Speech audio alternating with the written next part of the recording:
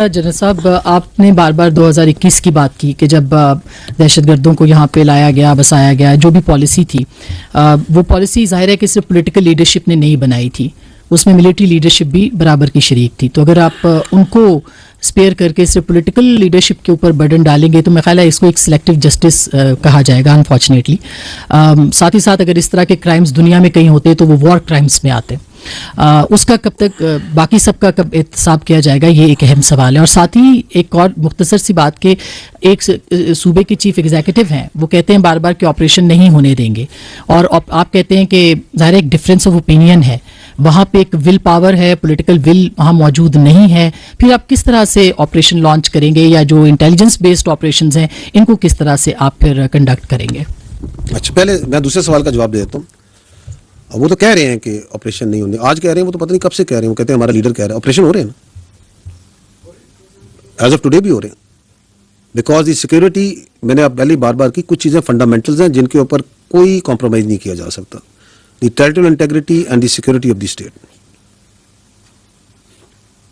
ये हमें जाननी जरूरी है। ये आपके सामने ये आइन की किताब है, ये आइन की किताब है ना, इसी यही है ना फंडामेंटल बुक जिससे आपका पूरी स्टेट चलती है। इसमें फ्रीडम ऑफ एसोसिएशन है, आर्टिकल 17, जहां पॉलिटिकल पार्टीज का जिक्र है, ऐसे ही है ना। उसमें भी लिखा है, every citizen not being in the service of Pakistan shall have the right to form be a member of a political party subject to any reasonable restriction imposed by law in the interest of the sovereignty और integrity of Pakistan. ये आइन कहता है कि कोई कानून, कोई political, कोई एसोसिएशन, कोई फ्रीडम ऑफ एक्सप्रेशन जो सी है वो पाकिस्तान की सोवरेनिटी और इंटेग्रिटी के मुनाफी नहीं हो सकती। ये मेरी बहन कहता है या नहीं कहता? हमने जो ओथ ली है इस मुल्क की सोवरेनिटी इंटेग्रिटी की ली है या नहीं ली है? तो I think we are absolutely clear, you are absolutely clear. हमें इन ख्वारिज का भी क्लियर है कि इनका कोई पाकिस्तान की सोवरेनिटी और इंटेग्रिटी से ताल्लुक नहीं है। और वो जो कहते हैं कि होने नहीं देंगे, तो क्या उनकी शख्सियत, क्या उनके कलमात इस मुल्क की सालमियत से बढ़ के हो चुके हैं? टेंस ऑफ थाउजेंड्स ऑफ बच्चे और बच्चियां इस मुल्क की शहीद हो चुके हैं इस दहशतगर्दी के आगे। हुए या नहीं हुए? खुजदार में स्कूल बस की मासूम बच्चियां, बच्चे शहीद हुए, किस में ढूंढे उनका खून? क्या हम ऑपरेशन नहीं होने देंगे? वाना के अंदर बच्चों पे हमला हुआ, आपकी फौज दरमियान में आई, 3 हमारे बहादुर जवानों ने अपनी जान देकर उन बच्चों को बचाया, किस पे ढूंढे उनका खून? क्या हम ऑपरेशन नहीं होने देंगे? आपकी पुलिस के बच्चे, आपके एफसी के बच्चे, आपके सिविलियंस क्या शहीद नहीं हो रहे सूबे में? क्या आपके पास हल है कि आप कहते हैं कि ऑपरेशन नहीं होने देंगे? कहते हैं कि काबुल से आप जो सा भीख मांगेंगे सिक्योरिटी की, तो क्या करेंगे फिर आप?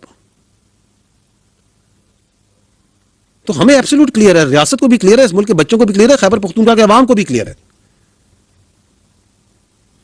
क्या आप ये कहती हैं कि चूंकि वो कहते हैं तो वहां पे जो सा है, जो उनकी परवर्टेड आइडियोलॉजी है जिसका दीन इस्लाम से कोई ताल्लुक नहीं है, जिसके अंदर आपको आसमा शराजी को इजाजत नहीं कि वो ये सवाल कर सके, कि उसको इंपोज कर दें क्योंकि वो ये कहते हैं। तो वी आर एब्सोल्युटली क्लियर, रियासत क्लियर, आपको भी क्लियर है। ये हमारी सालमियत की जंग है, ये पाकिस्तान की जंग है। ये कोई शख्सियत, किसी की सियासत इस पाकिस्तान से बड़ी नहीं है, कोई जात किसी से बड़ी नहीं है। जो आपने बात की सिलेक्टिव, कि जी ये सिलेक्टिव जस्टिस है, जब हम ये बात करते हैं, देखिए we need to understand that how the state के फैसले होते कैसे। मैं हमेशा ये कहता हूं कि हमारे ऊपर एक नैरेटिव है, जो सियासी नैरेटिव डाला जाता है, जिसके अंदर जो सा है इख्तियारात मुकम्मल लिए जाते हैं, जिम्मेदारी पूरी नहीं ली जाती, बिल्कुल नहीं ली जाती। और उसका जो तरीका वारदात है वो ये है कि जी हम तो बेख्तियार थे। जो हुकूमत होती है वो बाख्तियार होती है। आज जो हुकूमत है वो बाख्तियार है, जो पहली हुकूमत ही बाख्तियार थी उससे पहले ही बाख्तियार होती है। उसके अख्तियार को वो अपने मुख्तलिफ इदारों के जरिए अमलदारी में लाता है। One of the organization, one of the institution of the implementation of the writ of the state is the army. एक FBR भी उसका इदारा है, एक उसका इदारा जो सा है आपकी पुलिस भी है, उसके अंदर मिनिस्ट्री ऑफ इंटीरियर भी होती है, उसमें एजुकेशन डिपार्टमेंट्स भी हैं, उसमें रिलीजियस डिपार्टमेंट्स भी होंगे. देयर आर मल्टीपल ऑर्गेनाइजेशंस जो रिट ऑफ द स्टेट को कायम करते हैं. हमारे मुल्क में तो अनफॉर्चुनेटली ये जो इदारे हैं ये उस तरह बाख्तियार नहीं जैसे होने चाहिए, because of the politicisation that have crept into them over a period of time.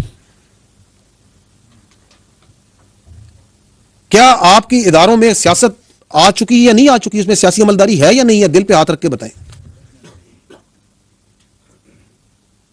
कि उनके अंदर क्या वो ऑटोनॉमी, क्या वो इंडिपेंडेंस, क्या वो स्ट्रेंथ है जो होनी चाहिए.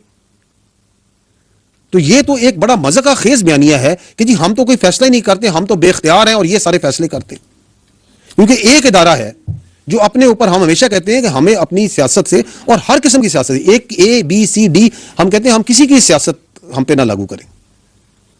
हमारे लिए तमाम सियासी पार्टियां, तमाम सियासी लीडर, तमाम सियासी नजरियात, तमाम एथनिसिटी, तमाम कौमें, तमाम मज़ाहिब, तमाम फिरके हमारे लिए बराबर हैं जब अगर वो पाकिस्तानी है. दैट्स व्हाट वी से. Don't impose your political love on us, but that doesn't mean कि वो सियासत बाख्तियार नहीं होती. वो जो उस वक्त की हुकूमत थी, वो जो उस वक्त लीडर था जो कि अपनी पार्टी को एक एज ए बिल्कुल डिक्टेटर के तौर पे चलाता है. आप देखें कि पूरी पार्टी, वो कहते हैं ना जमहूरियत, तो जमहूरियत तो सब सारी पार्टी तो एक बंदे के रिवॉल्व करती, उस वक्त पूरी हुकूमत तो एक बंदे पे रिवॉल्व करती थी. उस वक्त भी उनको था बातचीत करो, बातचीत करो, बातचीत करो, और वो जिस चीज के पीछे पड़ जाता है कि बातचीत करो, बातचीत करो. और जो उस वक्त DGI थे वो किधर है इस वक्त, जिनको उन्होंने अपनी सियासत के लिए इस्तेमाल किया. आप ये इदारे पे नहीं लगा सकते, ये शख्सियात का खेल था. भाई वो वजीर आजम था, वो बाख्तियार वजीर आजम था जो बाद में कहता है मेरे पास तो इख्तियार ही क्यों नहीं था, फैसला नहीं करता हूं. वो इतना बाख्तियार वजीर आजम था कि उस वक्त तो वो कौम के जो आपका आर्मी चीफ है उसको कौम का बाप भी डिक्लेयर कर दिया था उन्होंने. ये काम तो किसी, इतना इख्तियार तो किसी वजीर आजम के पास नहीं था आज तक 1947 से कि वो किसी आर्मी चीफ को कौम का बाप डिक्लेयर कर दे. हमें तो ये पता है कि कौम का एक ही बाप है, कायद-ए-आज़म मोहम्मद अली जिन्ना.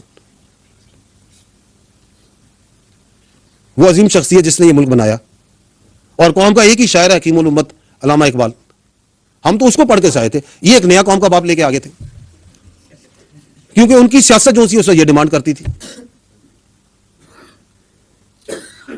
तो आप जो से ना उनको अंडर प्ले ना करें. वो जो अभी भी बैठ के कहते हैं कि ऑपरेशन नहीं होने देंगे, अभी भी कहते हैं कि बातचीत से मसला हल करो, वो जो खप्त उधर था वो खप्त अभी भी है. तो उनसे कोई पूछे कि आपको क्या मोहब्बत है इन तालिबान से, इन दहशतगर्दों के साथ, आपको इनकी परवर्टेड आइडियोलॉजी के साथ आपको क्या मोहब्बत है? किसके कहने पे आप ये पूरा का पूरा पाकिस्तान को और अपने सूबे को तो झोंक रहे हैं इस आग में जिसका ईंधन बन रहे हैं आपके बच्चे, जिसकी वजह से वहां पे तरक्की नहीं हो रही, वहां पे कारोबार नहीं आ रहा, वहां पे सिक्योरिटी नहीं फील हो रही लोगों को, और उसके कितने इल्ज हैं जो आगे जा रहे हैं. जी